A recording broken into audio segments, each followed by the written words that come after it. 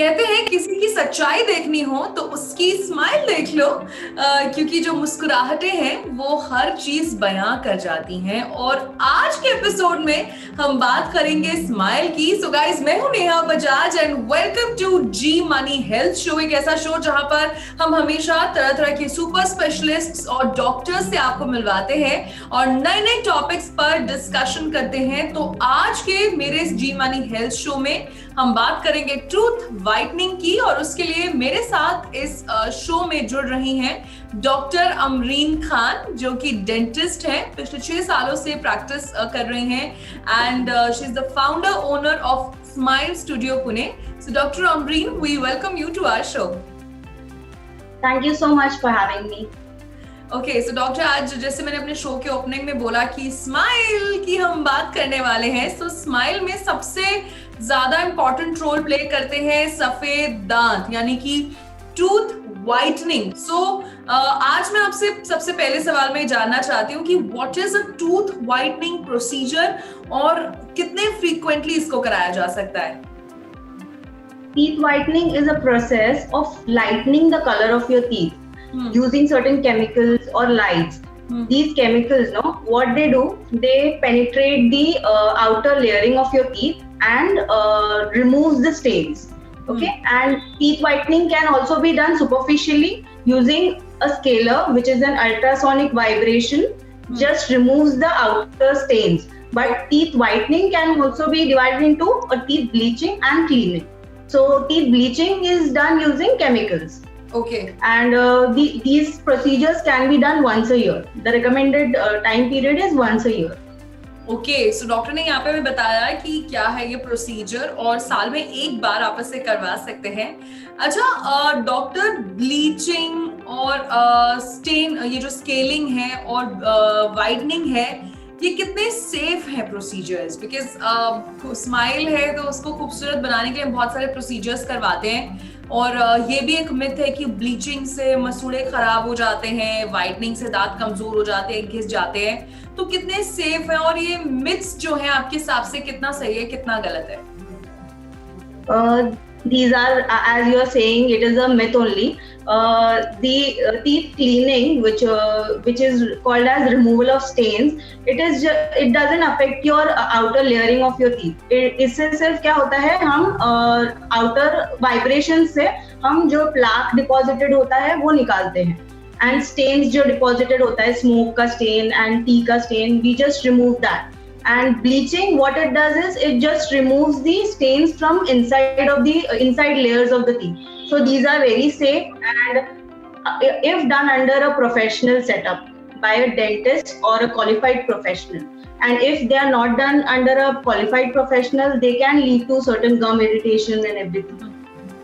तो यानी कि जितने लोग फिलहाल हमें देख रहे हैं, ये प्रोसीजर सेफ है, बस जरूरत इतनी है कि आप एक क्वालिफाइड प्रोफेशनल के सुपरविजन में इन प्रोसीजर्स को करवाएं, नहीं तो दिक्कत हो सकती है। एंड डॉक्टर, अगर मैं बात करूं टूथ वाइटनिंग की, तो ये आपने बताया साल में एक बार हम करा सकते हैं, और इसके क्या कोई साइड इफेक्ट्स हैं? बिकॉज बहुत लोग ये कहते हैं कि दांतों पे कुछ भी आप करवा लो तो टूथ सेंसिटिविटी होने का खतरा रहता है, दांत सेंसिटिव हो जाते हैं।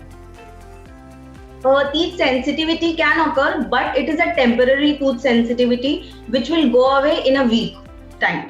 Okay. If it is done, that is also in some people. Not everyone will have teeth sensitivity after bleaching. It will be there only for a week, and it will go gradually. Okay. So and if it is not done under a professional setup, this will lead to certain gum irritation, gum redness and everything.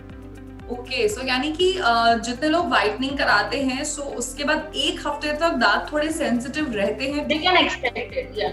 Okay. सो यानी कि ये एक normal effect है, इससे आपको घबराना नहीं है, लेकिन अगर ये ज्यादा समय तक रहता है, देन डेफिनेटली हमें एक डेंटिस्ट को कंसल्ट करने की जरूरत है। But a dentist will see to it how much is the outer layering of the tooth and how much duration you should keep in between two appointments. Then only the dentist will recommend cleaning procedure.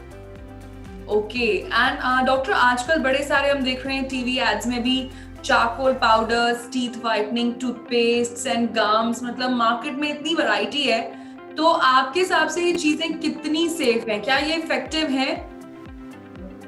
These charcoal powders, teeth whitening paste and everything, these contain abrasives, which causes the outer layer of the teeth to be removed, like the enamel, which is the protective layer of your teeth. Okay, these abrasives remove the outer layer of your teeth, and this will lead to a gradual and permanent teeth sensitivity. So these are not very safe. So it is like these are just commercial kind of a things. Okay, so यानी कि ये long term में आपके दांतों को नुकसान पहुंचा सकता है। तो डॉक्टर, बिकॉज जो शो है हमारा वो प्रिवेंटिव शो है, तो जितने लोग टीथ वाइटनिंग कराना चाहते हैं या करा चुके हैं या करा रहे हैं, बाद में ऐसे क्या क्या प्रिकॉशंस हैं जो उन्हें लेने चाहिए? जैसे मैंने ऐसा सुना था कि टीथ वाइटनिंग के बाद बहुत ज्यादा हल्दी वाला खाना या फिर कॉफी, स्मोक, अल्कोहल नहीं करना चाहिए बिकॉज स्टेनिंग हो जाती है। So kindly elaborate a bit on this. Just after teeth whitening, you should avoid staining foods and beverages like tea, coffee, blueberry, red wine, alcohol, but only for a week time. It is fine.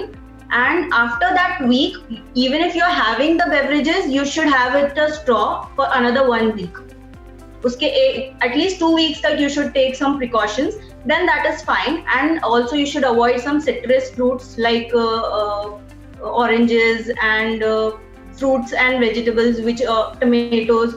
These can cause sensitivity for a week, because there is already a sensitivity for a week, and it will all the more aggravate. Okay, और आप हमें जाते जाते ये भी बताइए कि आपके पास जो पेशेंट्स आते हैं, या अधिकतर कॉमन क्या मिस्टेक्स है जो लोग ट्रीटमेंट के बाद करते हैं जिससे उन्हें दिक्कत हो जाती है, या फिर ये जो प्रोसीजर है कराने आने से पहले क्या क्या चीजें ध्यान में रखनी चाहिए? There are no such things which you should take in mind. The dentist will tell you that if teeth cleaning is possible in you or not. Because अगर उसके कैविटी है, जिनको कैविटी है या जिन्होंने इम्प्लांट्स कराए हैं, वो भी करवा सकते हैं teeth whitening procedure? Yeah, anyone can do, but the thing is the fillings, which if you are done fillings in the outer front teeth, the bleaching will change the shade to a little lighter one, and the filling will be a darker one. So you'll have to change the filling again to a lighter shade. Okay. And the things are like you should always go to a dentist every 6 months. That is the bare minimum you should do. Okay, and मैं यही आपसे जानना चाह रही थी कि immediately ये जो प्रोसीजर कराया है उसके बाद ऐसी कोई गलतियां जो आप देखती हैं और सबसे बताना चाहें कि गाइस ये मत किया करो, इससे दिक्कत हो जाती है? कुछ प्रिवेंटिव मेजर्स, कुछ precautions to be taken after teeth whitening, जैसे क्या को बाइट वगैरह बाइट कर सकते हैं, हार्ड फूड्स खा सकते हैं? You can have anything. It is just that you should avoid citrus fruits and everything, and these whatever I have told you, the coffee, tea, these all things you should avoid for at least a week. And after the 1 week is over, you should have beverages which all cause staining with a straw. You should not use directly. You should not drink it directly. Okay. और also for a smoker, if someone smokes, he should not smoke at least for 48 hours after the cleaning. Okay, तो ये तो बड़ी interesting आपने चीज हमें बताई, and I am sure जितने लोग भी इस प्रोसीजर को कराने वाले हैं ये चीज ध्यान में रखिएगा जो डॉक्टर ने बताई है कि 1 हफ्ते तक थोड़ी सावधानियां आपको बरतनी होंगी। सो डॉक्टर अमरीन, बिकॉज हमारे शो का सेगमेंट होता है टिप ऑफ द डे, सो जाते जाते कोई एक ऐसा टिप जो आप सभी व्यूअर्स को देना चाहें? Yeah, when people always tend to think that dentistry is a little expensive, dental treatments are expensive, but the dentistry or dental treatments are not expensive. Your ignorance is. So do not ignore even a bit of a cavity in your teeth. Okay, whenever you see a black spot or anything, just visit a dentist. As it is, you should visit a dentist every 6 months. So all your cavities should be filled. If you ignore that, it will go into a root canal. and it will be expensive then, not now. It won't be expensive now. It will be expensive when it goes into a root canal and it needs a cap. And even if you ignore it later, like आपने root canal को भी ignore कर दिया, painkillers ले लिया, then it will go into tooth removal. Then you'll have to replace that tooth. Then it will go all the more expensive. So it is a myth that dentistry is expensive. Your ignorance is, you don't ignore your hand, you ignore your teeth. So so you won't say that hand treatment is expensive. So Yeah. you will only say dental treatment is expensive because you're ignoring it. So Okay, this is the तो tip of the day. Doctor Khan का यही कहना है कि अपनी किसी भी dental problem को नेग्लेक्ट मत करिए, इग्नोर मत करिए, डेंटिस्ट से जरूर मिलिए हर 6 महीने में। सो इसी के साथ डॉक्टर अमरीन खान, मैं नेहा बजाज आपको देना चाहती हूँ thank you so much, because आप हमारे शो में हमारे साथ जुड़ी और हमारे जितने व्यूअर्स आपको देख रहे हैं, आपने एक टूथ वाइटनिंग के ऊपर बड़ी अच्छी इन्फॉर्मेशन शेयर की। Thank you so much. Thank you. Okay guys, so फिलहाल अब जब मेरे जाने का वक्त आ गया है, मैं आपसे मिलूंगी एक नए एपिसोड में नए सुपर स्पेशलिस्ट के साथ, नई बातों के साथ। मीनवाइल अगर आपके मन में कोई और बीमारी से जानने की इच्छा है, कोई मैटर आप डिस्कस करना चाहते हैं या हमारे शो पर एक चर्चा देखना चाहते हैं, सो प्लीज कमेंट बॉक्स में हमें टाइप करके जरूर बताएगा। मीनवाइल हमारे फेसबुक, इंस्टाग्राम और यूट्यूब चैनल को सब्सक्राइब करना ना भूलें। टिल देन देखते रहिए जी मनी हेल्थ शो, अच्छी सेहत हमारा वादा। Bye bye.